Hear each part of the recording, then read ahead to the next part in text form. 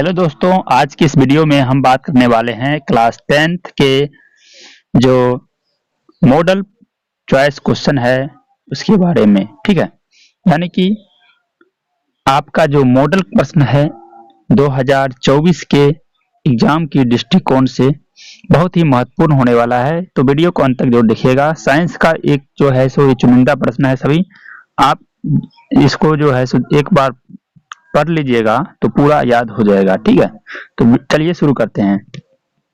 तो सबसे पहला प्रश्न है, हमारे स्क्रीन पर आप देख सकते हैं, क्या है? गोलीय दर्पण की फोकस दूरी उसकी वक्रता त्रिज्या की क्या होती है? ए है आधी होती है, बी है दोगुनी होती है, और सी है तिगुनी होती है, और डी है चौथाई होती है। यानी कि जब जो गोलीय दर्पण जो होती है उसकी फोकस दूरी उसका वक्रता त्रिज्या जो होता है वो उससे क्या होती है, उससे रिलेशन क्या है इसमें, ये बताना है। तो आपका जो हो जाएगा इसका सही जवाब ए हो जाएगा। ठीक है, ऑप्शन नंबर ए राइट होगा, आधी हो जाती है। अगर आपको किसी प्रश्न का जवाब पहले से ही पता है तो आप कमेंट कर सकते हैं, जो भी ऑप्शन है उस ऑप्शन। ठीक है, सेकेंड है, किसी वस्तु का आवर्धित काल्पनिक प्रतिबिंब बनता है। ए है अवतल दर्पण, बी है समतल दर्पण, सी है उत्तल दर्पण, और डी है सभी कोण दर्पण। तो बताइए इसका सही जवाब क्या होगा? इसका सही जवाब होगा आपका ऑप्शन नंबर ए, अवतल दर्पण। ठीक है, नेक्स्ट है, प्रकाश की एक किरण किसी समतल दर्पण पर 60 डिग्री का कोण बनाते हुए टकराती है, तो उसका परावर्तन कोण क्या होगा? ऑप्शन ए है 60 डिग्री, ऑप्शन बी है 30 डिग्री, ऑप्शन सी है 45 डिग्री, ऑप्शन डी है 90 डिग्री। तो बताइए इसका सही जवाब क्या होगा? जब परावर्त, देखिए कोई भी समतल दर्पण है उस पर आपका जो है प्रकाश की किरण पड़ती है। ठीक है, कितना डिग्री बता रहा है? 60 डिग्री पर। ठीक है, और उसके बाद पूछ रहा है परावर्तन के बाद वह कितना डिग्री का एंगल बनाएगा, तो वो क्या हो जाता है, उसकी आधी हो जाती है। ठीक है, यानी कि कितना हो जाएगा? 30 डिग्री का कोण बनाएगी। ठीक है, तो इसका जो है थर्ड का सही जवाब क्या होगा? ऑप्शन बी हो जाएगा। ठीक है, उसके बाद आगे देखते हैं, प्रश्न क्या है? 4, यदि किसी वस्तु को एक दर्पण के सामने निकट रखने पर प्रतिबिंब सीधा बने किंतु दूर रखने पर उल्टा प्रतिबिंब बने तो वह दर्पण होगा। अगर आप इस चैप्टर को अच्छी तरीके से पढ़ चुके होंगे तो एक भी प्रश्न को जवाब देने में आपको परेशानी नहीं होनी चाहिए। ठीक है, तो 4 का ऑप्शन क्या हो जाएगा आंसर? ऑप्शन नंबर क्या हो जाएगा? बी हो जाएगा। आप सिर्फ हम आपको जितना है सभी को आंसर बता रहे हैं। ठीक है, क्वेश्चन पढ़ेंगे डायरेक्ट आंसर बताएंगे। ठीक है, तो एक बात और है, अगर आपने अभी तक हमारे जो व्हाट्सएप ग्रुप है उसमें ज्वाइन नहीं किए हैं तो प्लीज ज्वाइन कर लें, यानी कि इस नंबर पर मैसेज करेंगे तो आपको ज्वाइन कर लिया जाएगा। ठीक है, उसके बाद 5 नंबर है, साइड मिरर के रूप में उपयोग होता है। देखिए इसका ऑप्शन ए है उत्तल लेंस, बी है अवतल लेंस, सी है दोनों, और डी है इनमें से कोई नहीं। तो इसका सही जवाब क्या होगा 5 का? तो इसका सही जवाब होता है उत्तल लेंस। ठीक है, तो अब नेक्स्ट देखेंगे 6 नंबर। 6% पढ़िए, सोलर कुकर में व्यवहार किया जाता है। यानी कि सोलर कुकर जो होता है उसमें जो उपयोग किया जाने वाला दर्पण क्या है? ठीक है, ये बताना है। तो ऑप्शन ए है आपका अवतल दर्पण का, बी है उत्तल दर्पण का, और सी है समतल दर्पण का, डी है परावर्लिक दर्पण का। बताइए क्या सही इसका जवाब होगा 6 का? तो वो होता है अवतल दर्पण। जी हाँ दोस्तों, अवतल दर्पण का उपयोग किया जाता है। ठीक, उसके बाद है 7 नंबर। 7 प्रश्न क्या है, गोलीय दर्पण में दूरियों को सदा किस के सापेक्ष मापते हैं? ए है ध्रुव के सापेक्ष, बी है किसी भी नियत बिंदु के, ठीक है। सी है वक्ता केंद्र से और डी है फोकस के। बताइए इसका सही जवाब क्या होगा? 7 का आपका हो जाएगा ए, ध्रुव से, ठीक है। अब नेक्स्ट क्या है? नेक्स्ट प्रश्न देखिए, 8 नंबर आ गया। पर ये अनंत पर स्थित किसी बिंब का प्रतिबिंब अवतल दर्पण के फोकस पर बनता है, उसका आवर्धन क्या होगा? ठीक है। ए है m इजिकल टू 0, बी है m लेस देन 1 और सी है m ग्रेटर देन 1 और डी है m बराबर 0। बताइए इसका सही जवाब क्या होगा 8 का?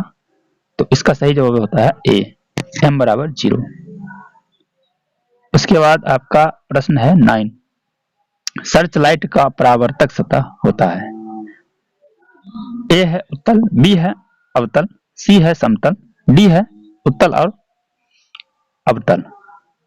ठीक है। सर्च लाइट में जो उपयोग किया जाने वाला परावर्तक सतह जिससे बना होता है वो क्या है बताना है 9 में। तो इसका सही जवाब होगा ऑप्शन नंबर बी, अवतल। ठीक है। उसके बाद है क्वेश्चन नंबर 10, किसी दर्पण में केवल आभासी प्रतिबिंब बनेगा। ए है समतल, बी है अवतल, सी है उत्तल, डी है समतल तथा उत्तल। तो इसका सही जवाब यानी सही ऑप्शन क्या है 10 का? इसका सही जवाब होगा आपका ये समतल तथा उत्तल दोनों। ठीक है। उसके बाद है 11 नंबर प्रश्न पढ़ते हैं, समतल दर्पण में प्रतिबिंब की प्रकृति क्या होती है? ए है वास्तविक, बी है वास्तविक तथा सीधा, सी है वास्तविक और उल्टा, डी है आभासी तथा बराबर।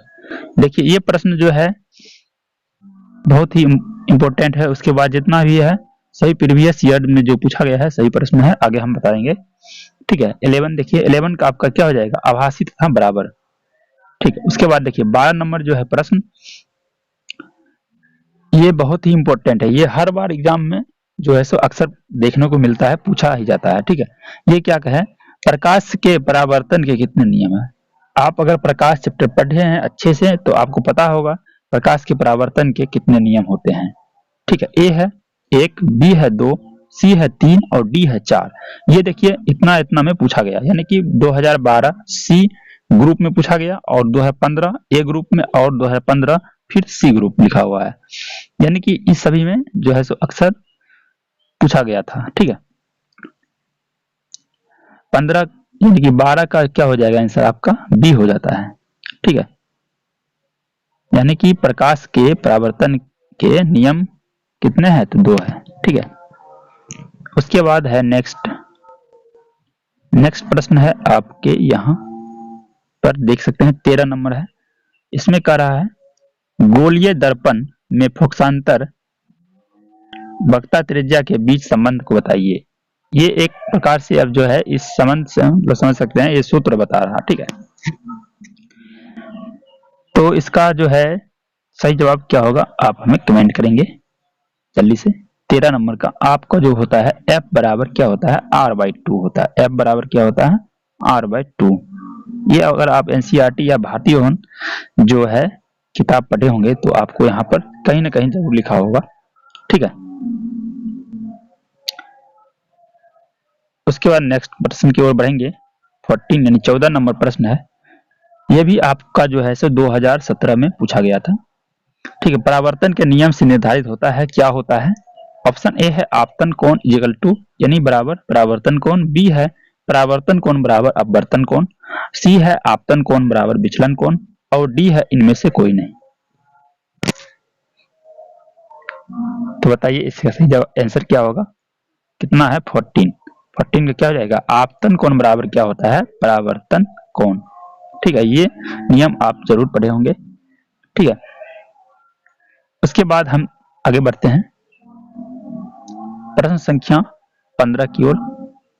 क्या कहता है, हवा निर्वात में प्रकाश की चाल होती है, यानी कि हवा यहाँ हवा नहीं, यहाँ जो है सो निर्वात बता रहा है, ठीक है। हवा यहाँ हवा में यानी कि निर्वात नहीं हो, ठीक है, कि प्रकाश की चाल क्या होती है। यहाँ कुछ मिस्टेक लग रहा है, ठीक है, हवा नहीं होगा, ठीक है, सिर्फ निर्वात में होगा।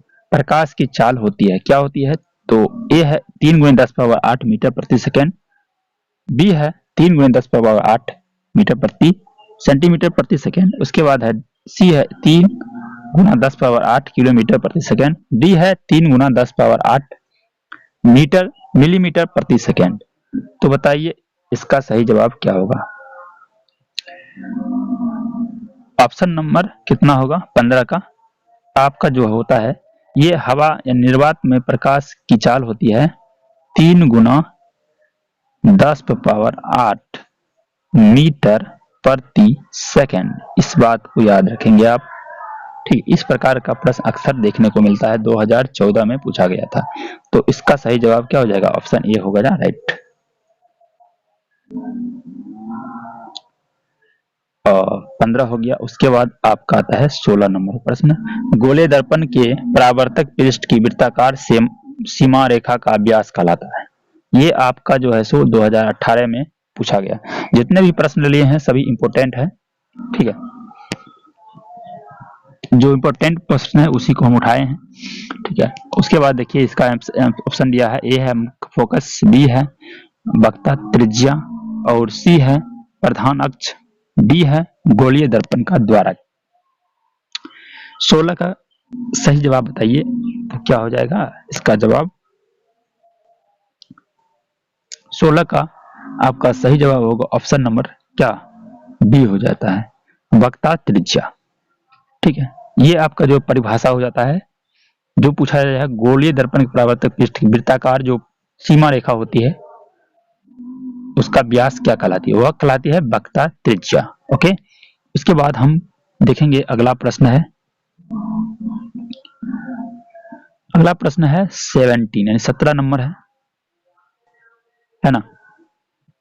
दंत विशेषज्ञ, ठीक है, दंत विशेषज्ञ जो स्पेशलिस्ट होते हैं, किस दर्पण का उपयोग मरीजों को दांतों का बड़ा प्रतिबिंब देखने के लिए करते हैं। यानी कि जब दांत जो खराब हो जाते हैं या कोई परेशानी होती है दांत में किसी भी व्यक्ति के, तो वो डॉक्टर जो होते हैं विशेषज्ञ, वो किस दर्पण का मरीजों को दांत को बड़ा प्रतिबिंब यानी कि उसका चित्र देखने के लिए उपयोग किया जाता है। देखिए ये भी आपका जो है प्रश्न 2018 के ए ग्रुप में पूछा गया था, ठीक है। तो यहां देख सकते हैं आपका 4 ऑप्शन है, इसमें से बताइए कौन सा ऑप्शन सही है 17 का। तो वो होता है अवतल दर्पण का उपयोग करते हैं, ठीक है। अब नेक्स्ट है 18 यानी 18 नंबर प्रश्न है। ये भी आपका जो है सो पूछा गया था 2018 ए। अक्सर देखिए इस जो प्रकाश चैप्टर है इसमें से 4-5 क्वेश्चन जो है सो हर बार ऑब्जेक्टिव में पूछा ही जाता है, और इस बार तो और पूछा जाएगा क्योंकि अब तो 50% हो गया है, 5 से ज्यादा भी प्रश्न पूछ सकता है, ठीक है। नहीं तो मैक्सिमम 5-6 क्वेश्चन तो आता ही आता है, ठीक है। 18 है, यदि किसी बिंब का प्रतिबिंब का आवर्धन ऋणात्मक है तो उसकी प्रतिबिंब की प्रकृति क्या होगी। ऑप्शन ए है वास्तविक और उल्टा, ऑप्शन बी है वास्तविक और सीधा, ऑप्शन सी है आभासी और सीधा, ऑप्शन डी है आभासी और उल्टा। 18 का सही जवाब बताइए। तो आपका जो सही जवाब होगा वो होगा ऑप्शन नंबर ए, वास्तविक और उल्टा। और नेक्स्ट प्रश्न देखेंगे 19 नंबर है, निम्नलिखित में से कौन उत्तल दर्पण की फोकस दूरी है जिसकी वक्रता त्रिज्या 32 सेंटीमीटर है, ठीक है। तो बताइए इसका सही जवाब। देखिए ऑप्शन ए है +8 सेंटीमीटर, ऑप्शन बी है -8 सेंटीमीटर, और +16 सेंटीमीटर है सी ऑप्शन, और डी है -16 सेंटीमीटर।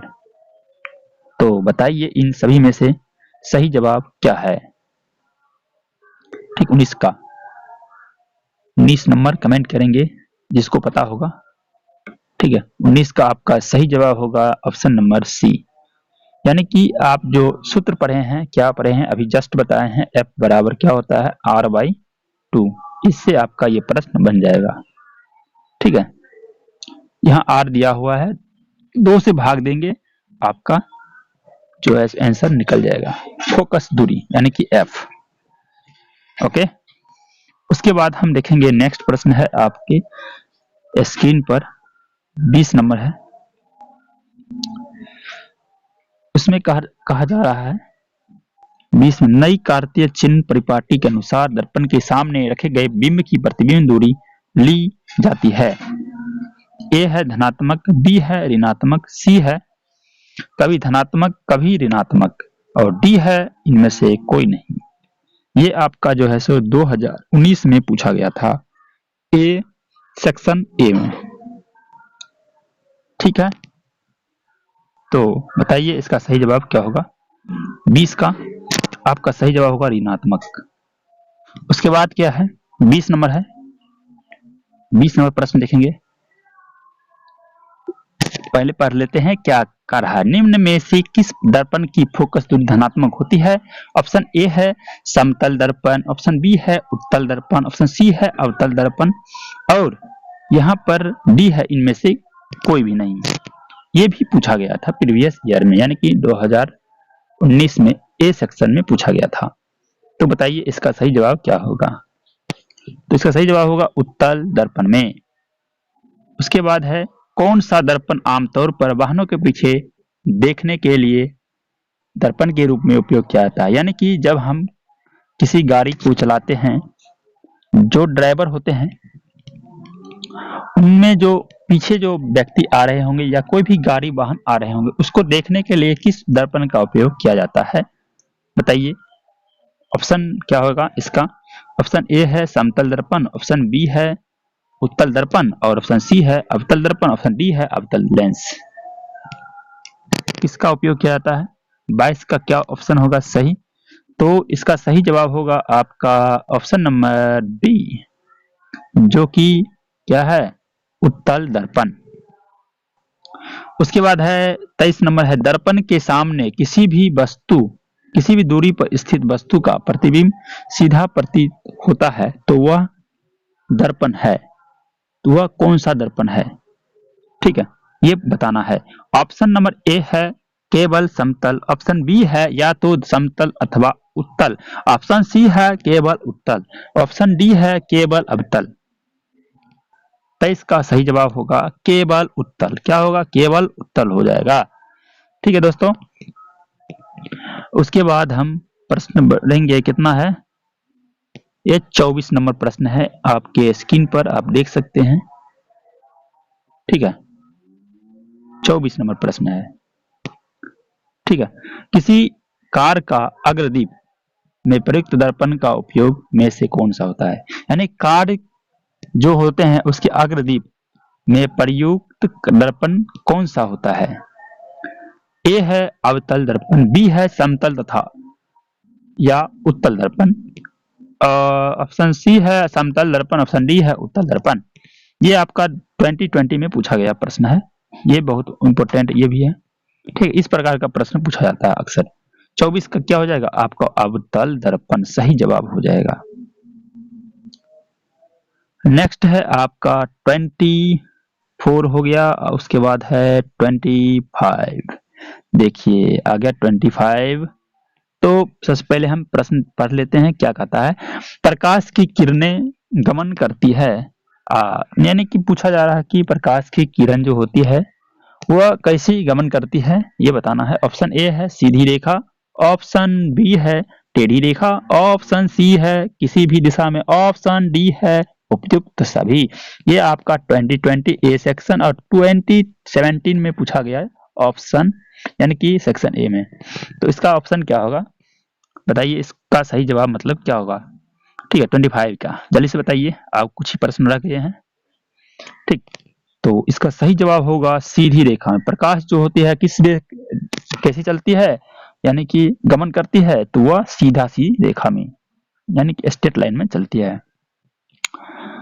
और उसके बाद है 25।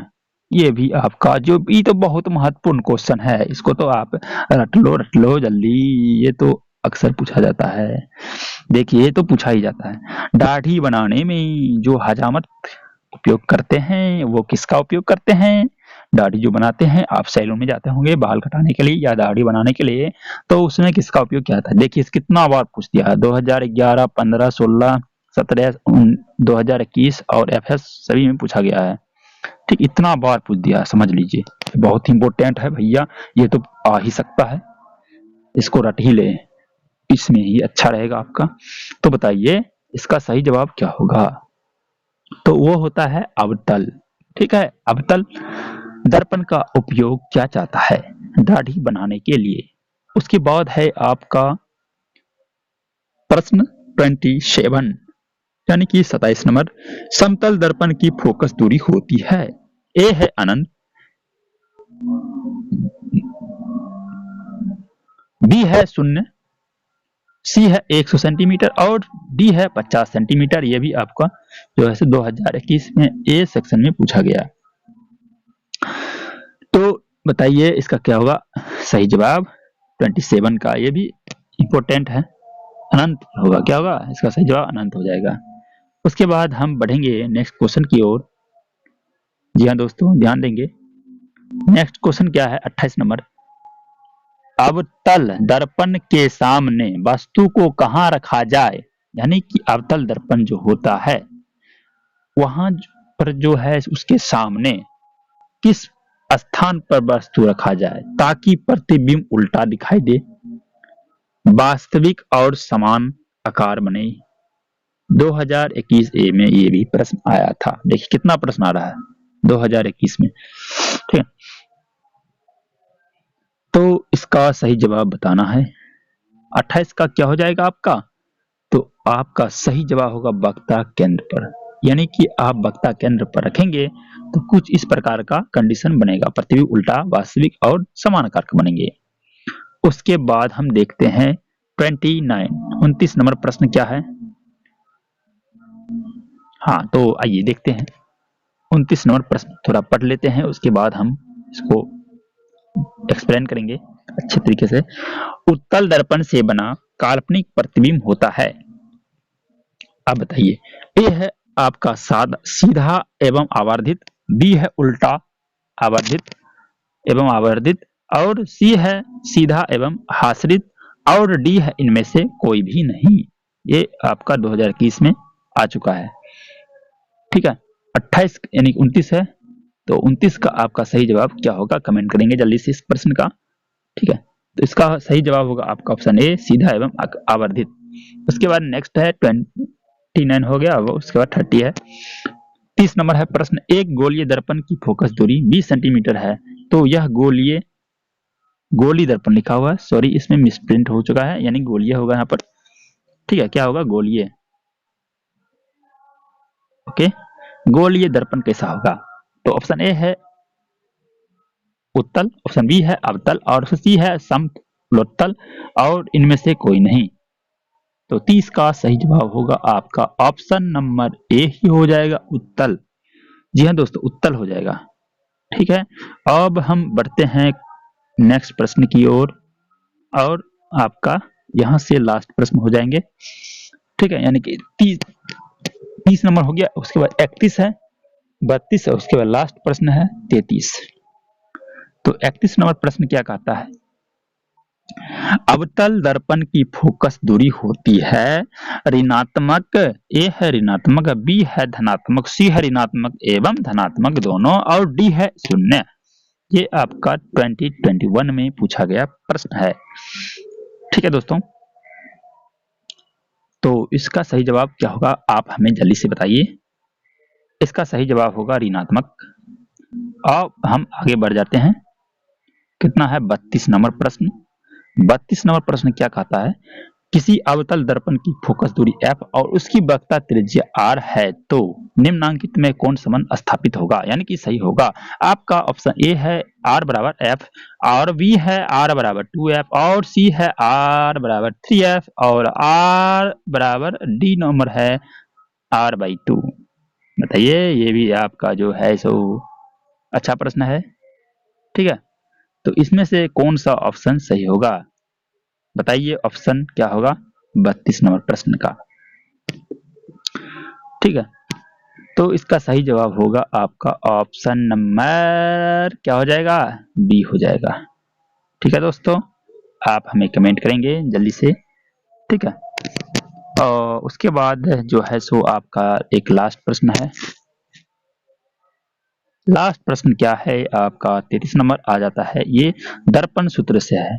दर्पण सूत्र आपको अगर साबित करना नहीं आता है तो हम आपको एक अलग सेपरेट वीडियो बना देंगे, ठीक है। इसको साबित भी करना होता है, आपको साबित करने के लिए 5 नंबर का पूछा जाता है। यहाँ देख लेते हैं, ए क्या है, बी क्या है और सी क्या है, डी क्या है, यानी 4 ऑप्शन दिया हुआ है।